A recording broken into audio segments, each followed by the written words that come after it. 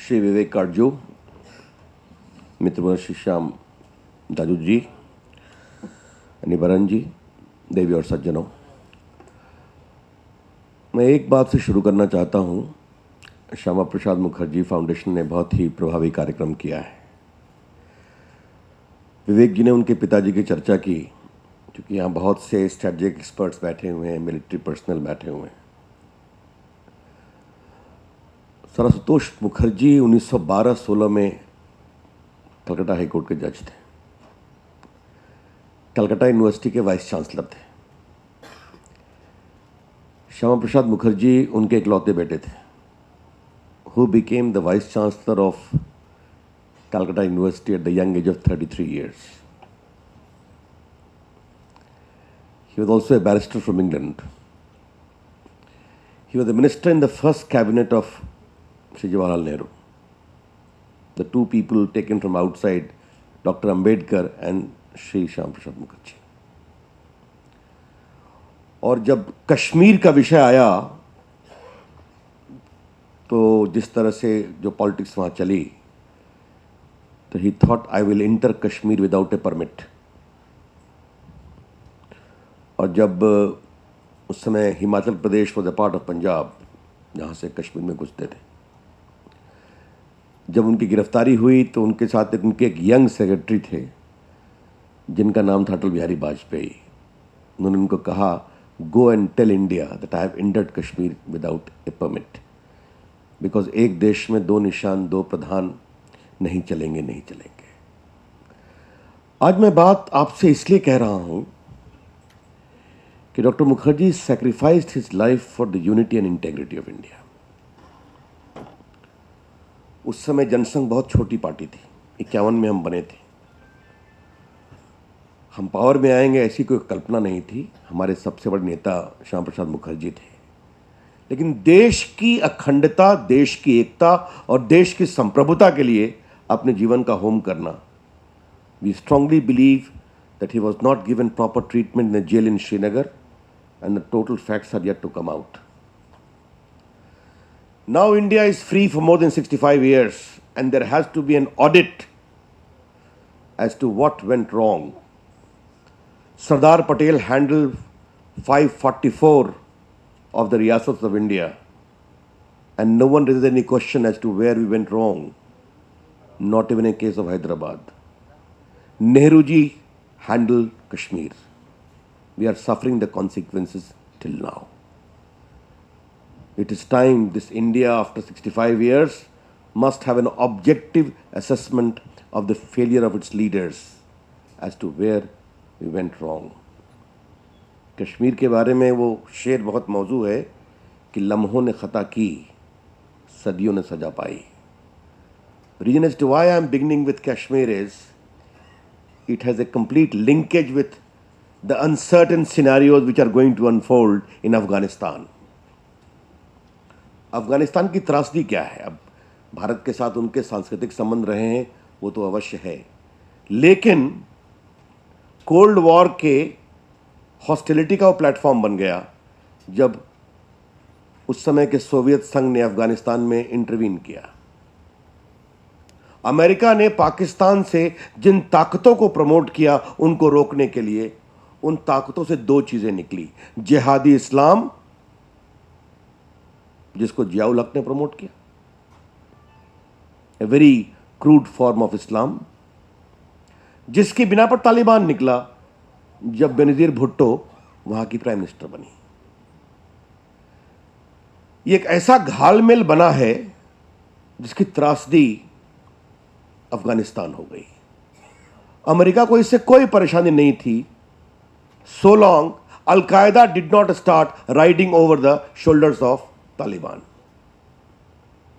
And they start creating problem for American interest, जिसकी त्रासदी 2001 के 9/11 न्यूयॉर्क के हमले पर होती है, तो अमेरिका की परेशानी बनती है। लेकिन ये जो घालमेल हुआ उसके दो परिणाम हुए। Pakistan became the epicentre of world terror, because those who ruled Pakistan thought that we cannot defeat India in a direct war, the policy of 1000 cuts, and Taliban became an instrument of that whole policy. इसकी परेशानी उनको भी हुई। लेकिन जो बातें विस्तार से काटजू जी ने बताई है, मेरे लिए चिंता की बात दूसरी है।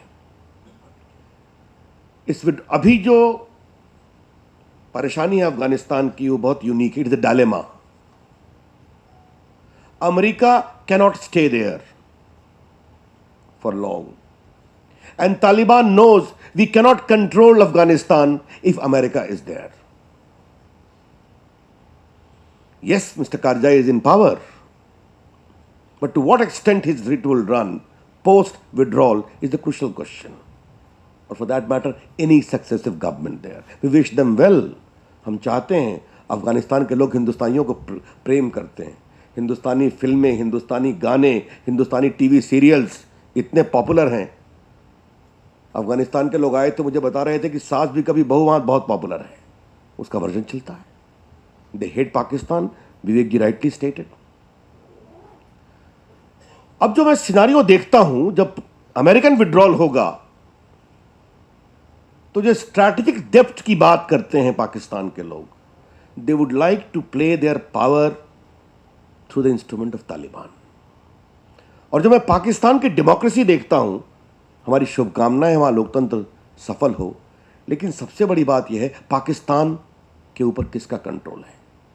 जो मैं वहां की आर्मी को देखता हूं, शायद आर्मी इंटरनल मैटर्स में पॉलिटिकल लीडरशिप का सम्मान करेगी, लेकिन कश्मीर के मामले में और अफगानिस्तान के मामले में जो वहां की सेना तय करेगी और जो वहां की आईएसआई तय करेगी, वही वहां की नीति होगी।